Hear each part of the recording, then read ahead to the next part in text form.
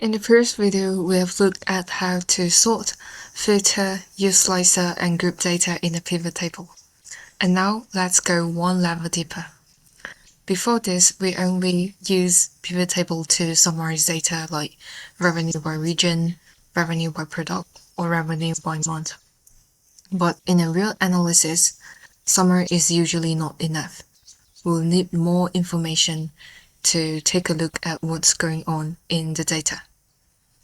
So for example, if I want to take a look at the revenue by region, I'll just drag in the revenue to the values and region to rows.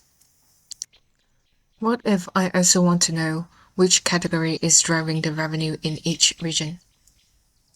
So if I want to know that, I will need to pull in more than one field into the pivot table.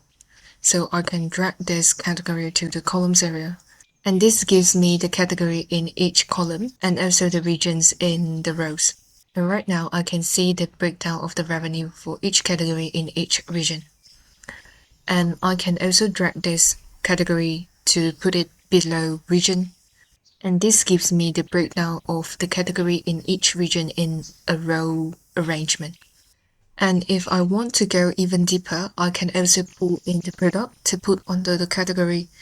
And now I got the product in each category in each region. So this is a very detailed look. And it's very useful if you want to drill down from a high-level view into a more detailed patterns. But be careful, because adding too many fields into pivot table may make it very hard to read. So only add in the fields when they help you to answer questions. And you can always rearrange the fields in this pivot tables areas to change the view and also to explore your data in a different point of view. For example, I can remove this product, and then I can rearrange this category to be above the region. And then pivot table group the data by the category first and then followed by the region. So it's the same data but different view.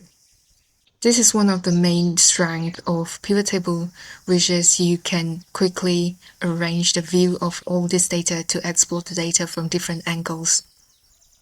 And next, let's take a look at show values as calculation. Right now, the pivot table is showing the total revenue or the sum of revenue. I can actually drag in the revenue again, and now there is two revenue in the values area, which is sum of revenue and sum of revenue 2. So it's the exact same thing, but I can change the calculation. So just click on this down button of the sum of revenue 2, then go to value field settings. And over here we have two tabs. The first one is the one we have covered before, which is summarize values by. And there's another tab which is this show values as. So click on it, and over here you can see that there's no calculation. And I can choose percentage by grand total, then click on OK. And this gives me each region's percentage contribution to the total overall. And let me just remove this category. And now we can see how each region performed based on the percentage. And of course, I can also change this calculation. So let me just click on the down button and go to value field settings, and then click on show values as. And over here, I can change to percentage of parent total, then click on OK. And here it gives me how each category performed in each region. And besides percentage, I can also do the auto calculation. So let me just remove the regions and the category, and let me put in the month date. Alright, so over here, let me just go back to the value field setting and show values as. Here I can choose difference from, and base field I'll choose the month date and with the previous one. Then click on OK. So here I can get all the difference from the month before. So this value here is the revenue difference of the current month with the month before. And I can also rename this to make it clearer. So this is the show values as. And of course, there are a lot of other calculations that you can choose from. Next, let's take a look at how to clean the pivot table layout. Let me just drag in the region, category, and product, and also the revenue to the values area. By default, pivot table is in a compact form, which means that all the fields are in one column. And if I want to change this, I can click inside the pivot table and then go to Design tab. And right here, we can change the layout for this pivot table. So if I click on this report layout, there are 5 options over here. And right now, this pivot table is in compact form. So if I click on it, there's no changes, and I can also change it to outline form.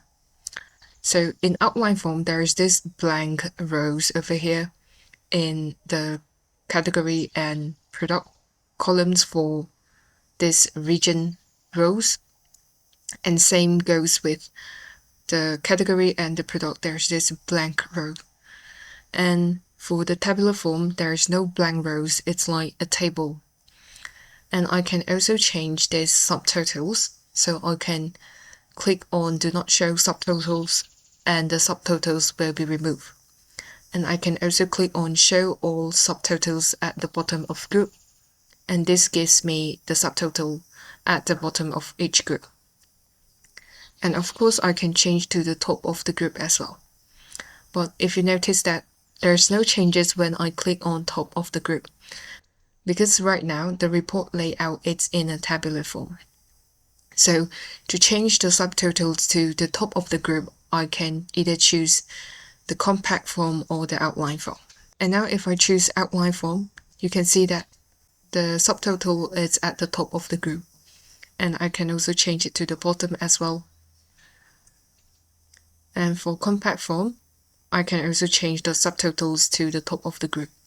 So right now it's at the top of the group, and I can change it to the bottom of the group as well. So except for tabular form, both compact and outline form are able to show the subtotals at the top of the group.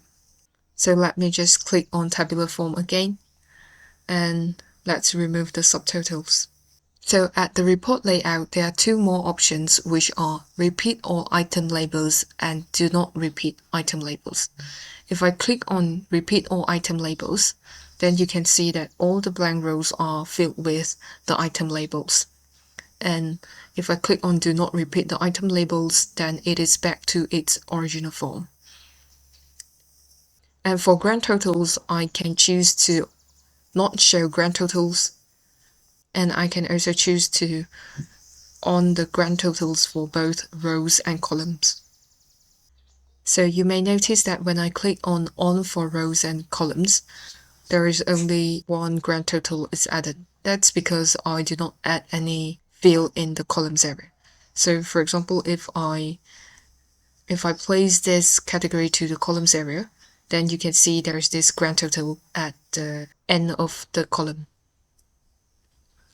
Alright, so if I opt for both rows and columns, then you can see that both of the grand total for the columns and the rows are removed.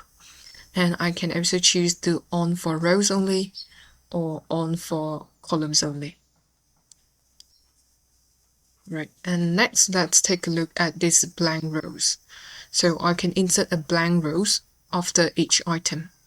So if I click on this, then you can see that there's this blank rows added in to make it easier to read and more spacious for this pivot table, or I can remove it. For the pivot style options is the design for the pivot table. So if I uncheck the row headers, then the row headers are not bolded, and if I check, then they are bold. And same goes with the columns headers. If I check, then they are bold. And next is the banded rows, which is applying colors to the alternate rows, or banded columns, which is the color for the alternate columns. And right at the pivot styles is the styles provided in Excel, which you can choose based on what you need. So that's all for the pivot table design. Now let's take a look at a very useful feature in PivotTable called drill down. So if I double click at a number in the pivot table, a new sheet will be created with this data. So this data is actually the detail for the number that I've clicked just now. So this is the revenue for the table in the East region, and it's under the furniture category. So this is all the detailed transaction for this table product. This drill down feature is very useful if you want to check out what data is included in one particular numbers in the pivot table.